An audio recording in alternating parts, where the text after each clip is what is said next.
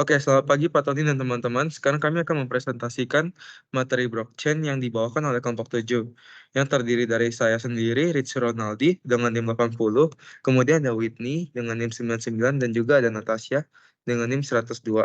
Oke, next slide. Berikut adalah daftar isi kami yang terdiri dari 7 pembahasan. Next slide.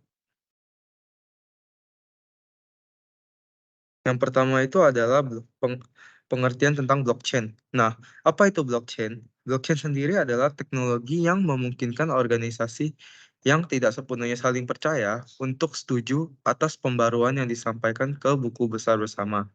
Nah, ini dilakukan dengan penggunaan protokol peer-to-peer daripada melibatkan pihak ketiga sebagai pusat atau proses rekonsiliasi offline manual.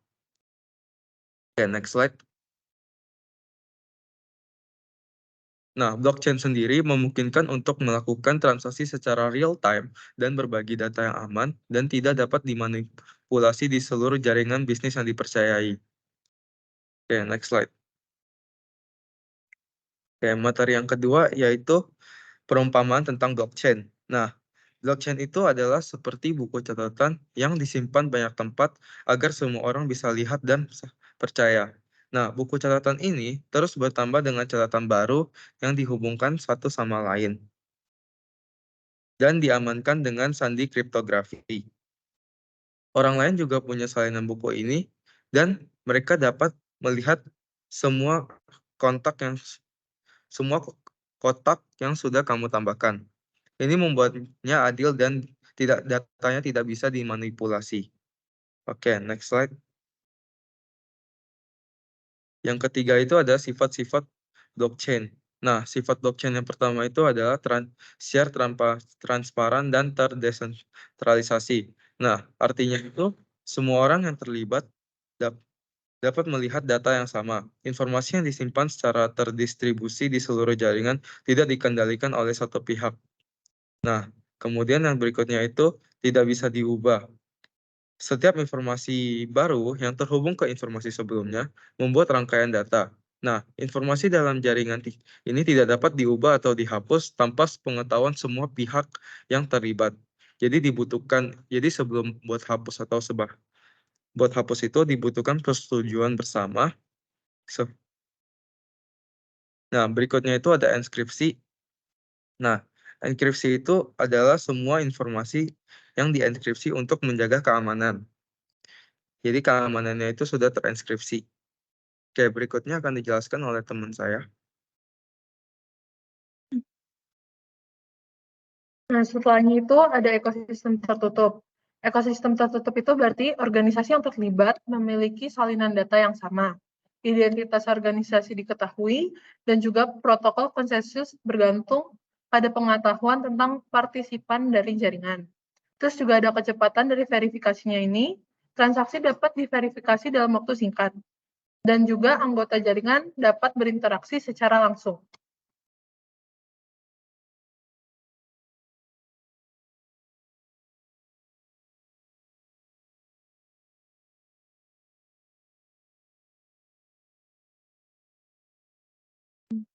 Oke, selanjutnya mengenai manfaat utama blockchain.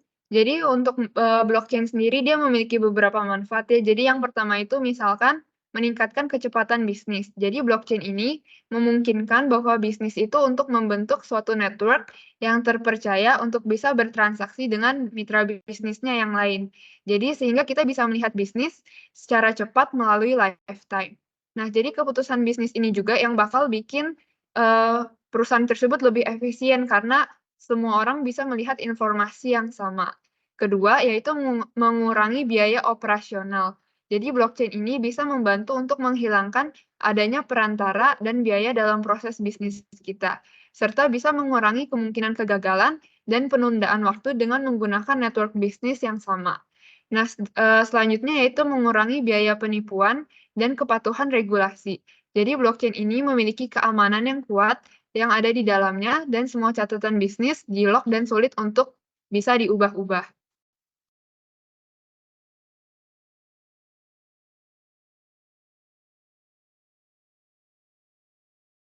Selanjutnya adalah bagaimana suatu proses transaksi bisa masuk ke dalam blockchain. Jadi suatu transaksi ini akan merequest dan mengautentikasi. Selanjutnya, suatu blok akan dikirimkan dalam setiap node dalam network ataupun jaringan. Nodes akan memvalidasi transaksi. Nah, jadi apa itu node? Sebenarnya node itu adalah komputer yang terhubung ke jaringan blockchain dan bertanggung jawab untuk bisa mengkoordinasikan berbagai fungsi nodes, juga akan menerima rewards untuk bisa membuktikan hasil kerjanya. Misalnya pada cryptocurrency. Nah, jadi blok-blok tersebut akan ditambahkan ke dalam blockchain yang sudah ada, dan update-updatean tersebut akan didistribusikan melalui network atau jaringan. Dan akhirnya transaksi pun akan berhasil.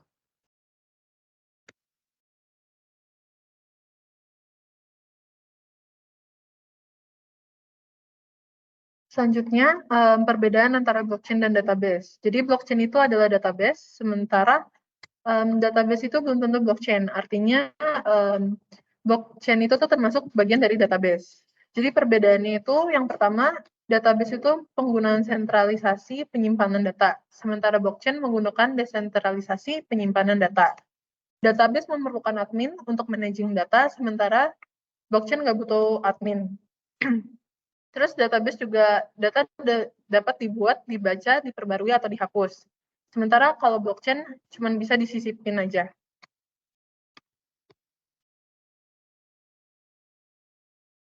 Selanjutnya, hubungan dari database dan blockchain. Jadi pertama, Oracle sebagai sumber data eksternal. Nah, blockchain ini menciptakan ledger terdistribusi yang aman dan transparan.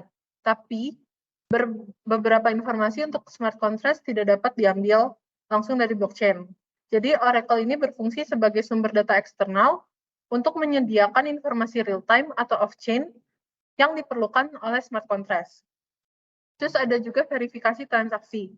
Oracle digunakan untuk memverifikasi dan memberikan informasi transaksi blockchain, meningkatkan kepercayaan dan keandalan.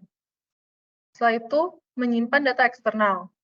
Oracle memperkuat ketahanan dan keamanan data dengan menyalurkan data dari sumber eksternal ke dalam blockchain untuk didistribusi di seluruh jaringan. Terus, interaksi dengan sistem tradisional. Oracle berfungsi sebagai penghubung yang memudahkan integrasi antara aplikasi blockchain dan sistem tradisional. Selanjutnya yang terakhir, pengeksekusian smart contracts. Oracle memungkinkan pemicuan dan eksekusi smart contracts berdasarkan peristiwa di luar blockchain, mengintegrasikan informasi dari dunia nyata ke dalam ekosistem blockchain.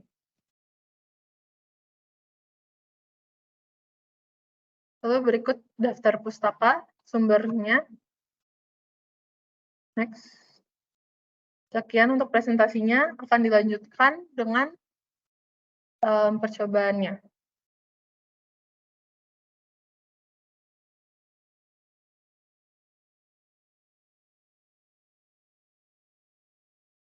Oke, selanjutnya untuk percobaannya di sini kita akan mencoba untuk yang di bagian praktek. Jadi yang pertama ini kita tadi udah mencoba untuk startup, alter pluggable database all open, dan juga udah set kontainernya menjadi Oracle PDB. Nah, sekarang ini kita akan membuat table blockchain bernama BCT T9 dan diatur tidak bisa dihapus sampai 0 hari. Jadi pada umumnya untuk membuat blockchain sendiri itu hampir mirip dengan ketika kita ingin membuat tabel yang pada biasanya. Cuma yang biasa membedakannya adalah misalkan kalau di blockchain ini kita terdapat ada 3 klausa di sini, yaitu no drop, no delete, dan juga hashing. Nah, kalau untuk no drop-nya sendiri, misalnya klausa no drop table ini untuk menentukan berapa lama tabel ini bisa dilindungi agar tidak dapat dihapus. Nah, jadi ini tuh cuma bakal berpengaruh ke perintah drop table. Tabelnya ini masih bisa dihapus ataupun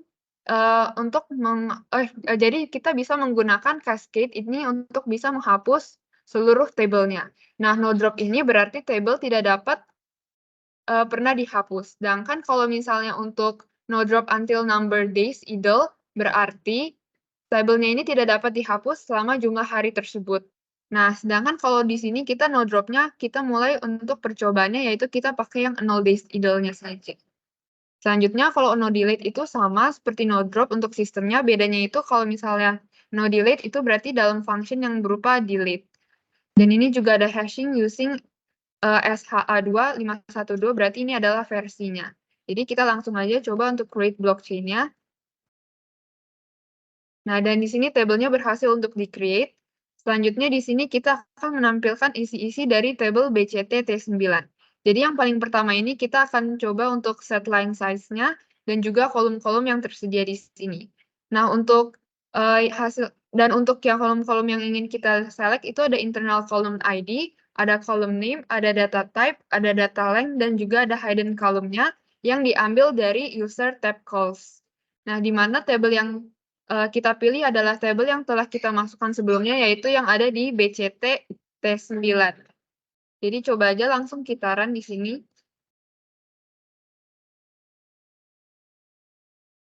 Kita enter. Nah, dan di sini ada 14 row yang terselected, dan 4 di atas adalah yang tadi kita sudah buat di dalam table BCT T9-nya.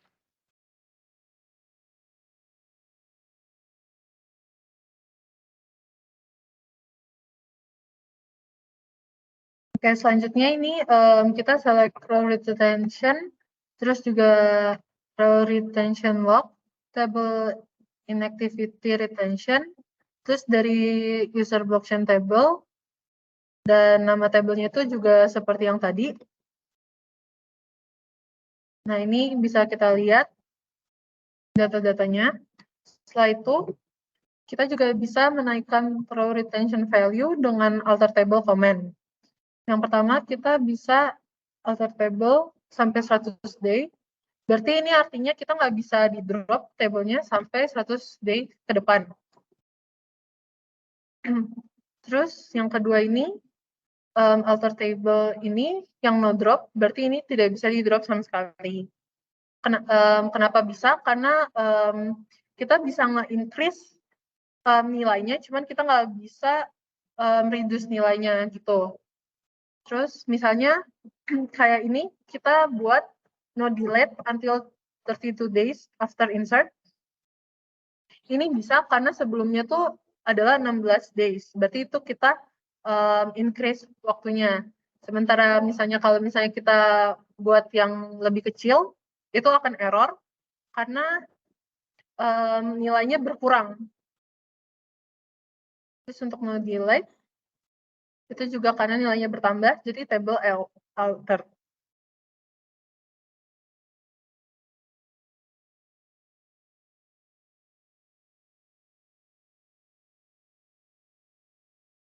Berikutnya saya akan menjelaskan yang bagian insert. Jadi blockchain table itu tidak bisa diupdate dan di-delete, hanya bisa di-insert. Boleh coba di-insert?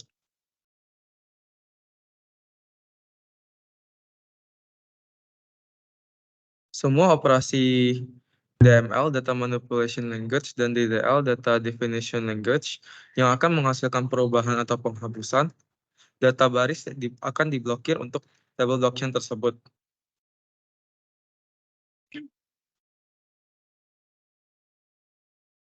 Oke, berikutnya kita coba update.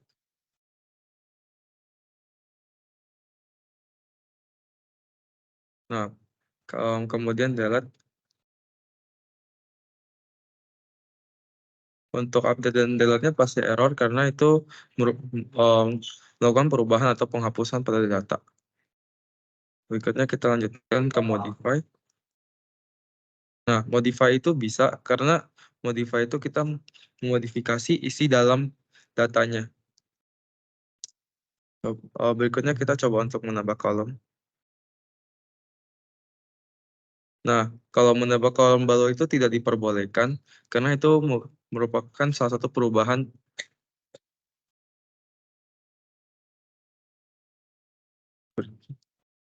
Berikutnya menghapus. Udah.